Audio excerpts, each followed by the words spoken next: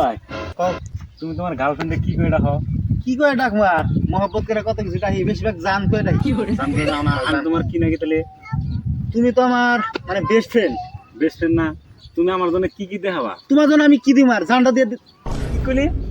হ্যাঁ ভুলে- জান দেবি তুই কইলি কইলি না জান দেবি না ভুল হয়ে এই গেছে যে কথা অন্য হইনাসকে তুই কত এই জন্য ভালো লাগে না আমার থেকে কত না মানে অন্য আনন্দ কই হাল দিছ নিজের মুখ দিয়ে জবান হবাই কইলি তোর জন্য জান দাও দে দেরি তাহলে তুই এখন দিবি না এটা কথা